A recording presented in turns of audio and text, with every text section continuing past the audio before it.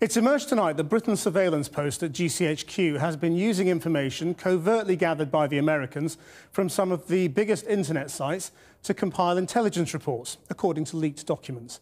Tonight, President Obama assured Americans that nobody is listening to the content of your phone calls.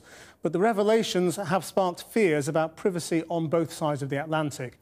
With our first report tonight, our Washington correspondent, Matt Fry.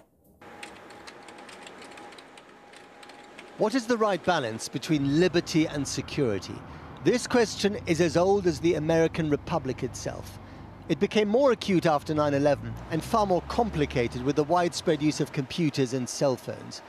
This week it burst onto the open, and this morning the president had to go on the defensive. When it comes to telephone calls, nobody is listening to your telephone calls. Now, with respect to the internet and emails, this does not apply to U.S. citizens, and it does not apply to people living in the United States. But it does apply to people in Britain, for instance. There have been almost 200 intelligence reports generated by this program from the UK last year alone. GCHQ, Britain's domestic spying agency, working with the Americans by circumventing British law. The program is called PRISM, and it started under President Bush here in the National Security Agency, the world's biggest eavesdropping organization. Since 2007, the NSA has been accessing the data from household names like Google, Facebook and Apple to trawl the internet for anything suspicious that could point to a terrorist threat. That, by the way, was also the year that candidate Barack Obama went on the offensive against domestic spying. I will provide our intelligence and law enforcement agencies with the tools they need to track and take out the terrorists without undermining our Constitution and our freedom. No more ignoring the law when it is inconvenient. That is not who we are. But that, it turns out, is who he has become, his critics say. This administration not only inherited PRISM from George W. Bush, it enhanced it. Apart from trawling the internet, the NSA has also been finding out which phone numbers Americans have called, how often and for how long. Not the contents of the actual call, but everything else. And potentially from anyone and everyone in this country. Now listen to this Q&A session with America's most senior intelligence officer from March. Does the NSA collect any type of data at all on millions or hundreds of millions of Americans? No, sir. It does not. Not wittingly.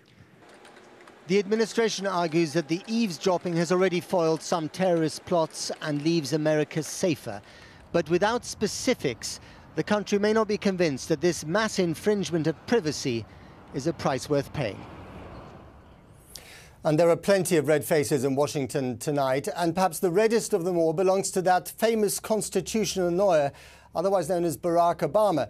How does he explain to a public, having campaigned on transparency and openness of government and accountability, that this spying program was not just inherited from George W. Bush, but it was in fact bolstered, enhanced?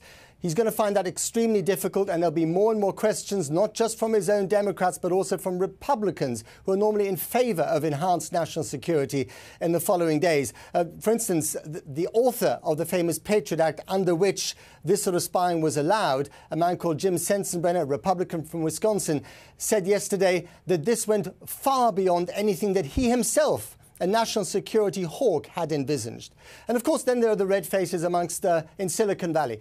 The internet companies like Yahoo, like Google, like Apple, like Facebook have all said that they either didn't know about PRISM, the program, or they didn't cooperate with the administration. So how exactly did the administration access this material? Were they hacking these famous companies? Were they doing so without the companies knowing it? Or are the companies perhaps not telling the entire truth? There are so many questions here, and this is so important because it gets to the very heart of what this republic is about, the balance between liberty and security.